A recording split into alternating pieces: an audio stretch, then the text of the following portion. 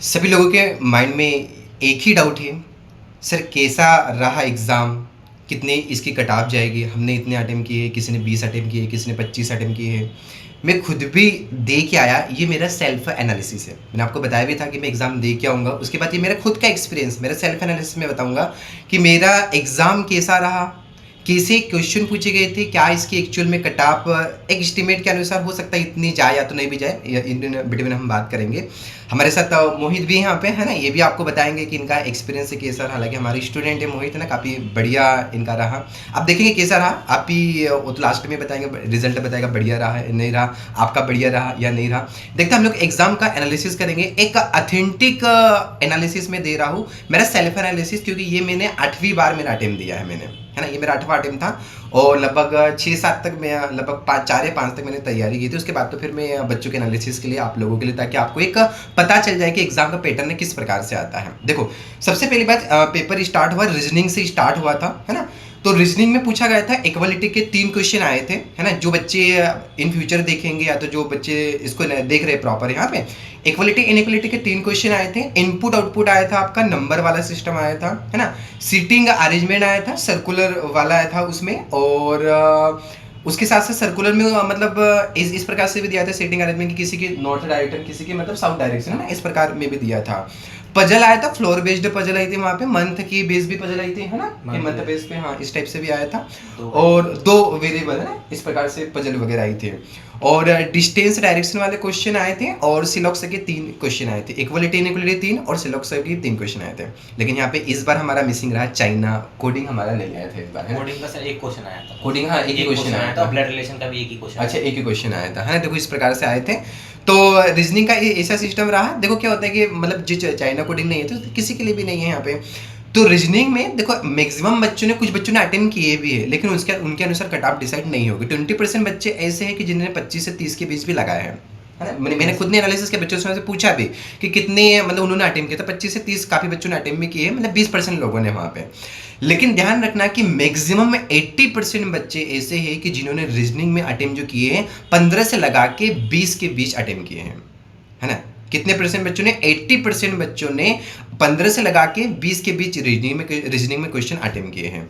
अब मैं आता हूँ यहाँ पे सेकंड नंबर पे खुला था इंग्लिश, खुला था। इंग्लिश में 2 पेसेज आए थे। एक पेसेज आया था किड्स वाला आया था वहाँ पे, है ना, किड्स वाला इस प्रकार से दिया था स्लीपिंग के बेसिस, हाँ स्लीपिंग के बेसिस, स्लीपिंग हैबिट्स में आपके पेट पर गट्स पर कैसा होता है, हाँ इस टाइप से आए थे। तो उसके करीबन 10 क्वेश्चन आए थे, है ना। मैंने खुद के लिख के लाया वहाँ पे कि हाँ हमने आप लोगों के लिख के लाओ, इस प्रकार से बताऊँ वहाँ पे। तो उसके वो पेसेज से 10 क्वेश्चन, 2 पेसेज आए थे। एक पेसेज से 10 क्वेश्चन थे और दूसरे पेसेज से करीबन 8 क्वेश्चन थे वहाँ पे, जो किसी कंपनी के बेस पे वो पेसेज दिया गया था वहाँ पे। उसके बाद एरर आए थे, एरर के बाद वर्ड सॉल्व भी थे ना, काफ़ी अच्छा पैटर्न था। क्लोज टेस्ट था और PQRS था, लेकिन PQRS ऐसा जमाने वाला नहीं था। ऑलरेडी उसमें 5 सेंटेंस दिए थे और उस सेंटेंस को किस प्रकार से रीअरेंजमेंट करना है वैसे दिया गया था वहाँ पे। मतलब इंग्लिश काफी अच्छा पूछा था, सभी लोग बता रहे थे। इजी था सर, इजी टू मतलब बहुत इजी था एज कंपेयर टू देखा जाए तो, इजी टू मॉडरेट बोल सकते हैं। और PQRS वाला जो आया था उसमें आप बहुत प्रॉपर्ली एलिमिनेट कर पा रहे थे दूसरे ऑप्शंस के हिसाब से, तो वो थोड़ा इजी लग रहा है। राइट नहीं, काफी बच्चों ने पूछा भी वहाँ पे कि भाई मतलब जो आपका मतलब पेपर था इंग्लिश का कैसा रहा। तो इंग्लिश का लगभग सभी का अच्छा रहा, इंग्लिश का आई होप आपका भी अच्छा गया होगा पेपर। तो इंग्लिश में मैक्सिमम बच्चे लगा के 25 भी लगा के आए, 30 भी लगा के आए, 20 भी लगा के, लेकिन डिपेंड ऑन एक्यूरेसी कि आपने एक्यूरेसी कितना मेंटेन किया है। हालांकि इंग्लिश अच्छा था, आपने लगाया होगा। उसके बाद हम लोग आ जाते हैं मैथमेटिक्स। मैथमेटिक्स में आए थे वहाँ पे सबसे पहली बात बहुत ही क्वाड्रेटिक इक्वेशन, जो इस बार नहीं पूछा गया था, है ना, क्वाड्रेटिक इक्वेशन नहीं पूछा गया था। लेकिन दूसरी जगह बच्चों ने अच्छा मतलब मैथमेटिक्स को अटेम्प्ट किया, एक्यूरेसी काफ़ी बच्चों ने मेंटेन की इस बार, है ना। मतलब अटेम्प्ट आपने भी किया होगा, मतलब जो एक्यूरेसी था काफ़ी बच्चों ने अच्छे से उसको अटेम्प्ट किया। अप्रोक्सीमेशन के 6 क्वेश्चन आए थे, लगभग सभी बच्चों ने 6 के 6 फोड़े, है ना, पूरे 6 के 6 फोड़े। नंबर सीरीज आए थे, वो भी 6 क्वेश्चन पूछे गए थे।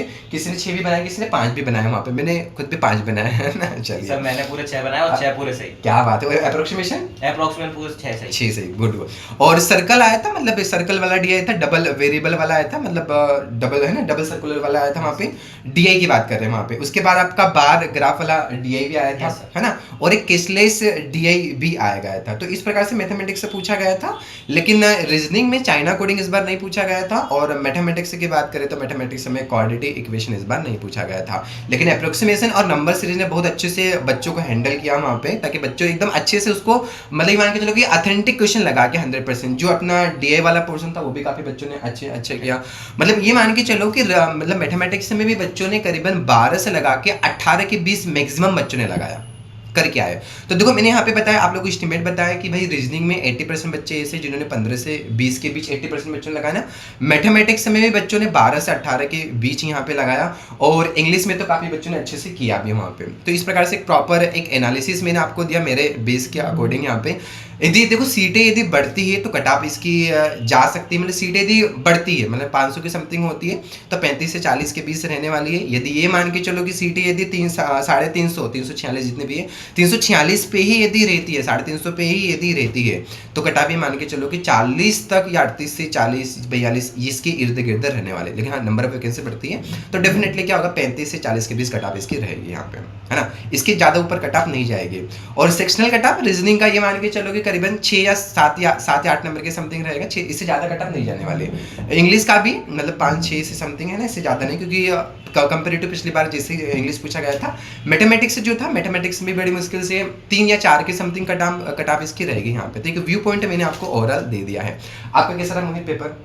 सर मेरा बेसिकली सबसे पहले रीजनिंग खुला, तो रीजनिंग में मेरा थोड़ा मतलब मॉडरेट लेवल का आया था, तो उसमें मतलब अटेम्प्ट कम हो पाए, लेकिन मेरी एक्यूरेसी है 80 to 90% की एक्यूरेसी है। 90%। मैंने 16 अटेम्प्ट किए हैं रीजनिंग में। Good, well done. जिसमें से 16 में से अगर मैं मानूं तो मेरे 12 के अबव तो सही होंगे ही। गुड। हाँ उसमें जाते भी तो अपने 10 के समथिंग आ गए, लेकिन ये अच्छा कि आपने मतलब मैथमेटिक्स को आपने कवर अच्छा किया यहाँ पे। देखो मैंने बोला था गाइस कि क्या होता है कि जैसे मान लो कि सपोज करो कि आपका रीजनिंग यदि अच्छा नहीं गया, मैथ्स अच्छा नहीं गया, तो दूसरा पोर्शन आपका डेफिनेटली अच्छा जाएगा। तो इन्होंने वैसे ही किया, रीजनिंग का थोड़ा मतलब 16-17 के समथिंग किए, लेकिन मैथ्स में इन्होंने अपनी एक्यूरेसी बना के रखी। मैथ्स में 22 के 22 एकदम अच्छे से फोड़ के आए। ये मान के चलो 22 नहीं तो 20 तो इनके सही होंगे ही होंगे, और मैक्सिमम बच्चों ने किए भी यहाँ पे, है ना। सर मैंने मतलब एक्यूरेसी तो मतलब 90% अबव है। मैथ में 22 अटेम्प्ट किए हैं, उसमें से 20 तो गारंटी। Good, well done. और इंग्लिश कैसा रहा आपका? English sir as compare to मैंने और मतलब पहले भी एग्जाम दिया है, इजी था और मतलब बन रहा था, तो मैंने इंग्लिश में भी 39 अटेम्प्ट किए हैं, मोस्ट प्रोबेबली 35 से अबव सही होंगे। तो देखो ये रहा एग्जाम का एक एनालिसिस मैंने दिया जिस प्रकार से जाते हैं। हालांकि क्या होगा, क्या फाइनल रिजल्ट की बात करेंगे हम लोग, तो फाइनल रिजल्ट अभी मतलब ये मान के चलो कि 8 या 10 दिन के अंतर्गत आ जाएगा।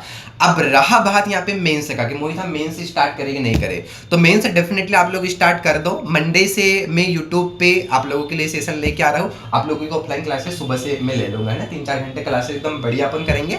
और ऑफलाइन के बच्चों के लिए यहाँ पे तो मैंने शेड्यूल जमा दिया, मॉर्निंग टाइम इनके लिए बुक रहेगा, और ऑनलाइन बच्चों के लिए साथ में हमारे बच्चे भी जुड़े रहेंगे यहाँ पे। तो ऑनलाइन के लिए स्पेशली में एमसीक्यू सेशन और साथ में कुछ जो जहाँ से क्वेश्चन पूछे जाते हैं, तो शाम को 8 बजे हम लोग मंडे से डेली मिलेंगे। अच्छी आइडिया है मोहित? यस सर, है ना, एकदम मंडे से हम लोग डेली मिलेंगे, मतलब 8 बजे मिलेंगे, 8 से 9 हमारी क्लासेस चलेगी, एमसीक्यू पे रखेंगे, कुछ एक्स्ट्रा पॉइंट और रहेंगे तो हम लोग उसको स्टार्ट करेंगे हम लोग, ठीक है। लेकिन एग्जाम रिलेवेंट ही मैं आपको कंटेंट दूंगा यहाँ पे। तो मंडे से शाम को 8 बजे आप लोग रेडी रहिए, और ऑल द बेस्ट सभी लोगों के लिए। Thank you very much, see you again. Thank you.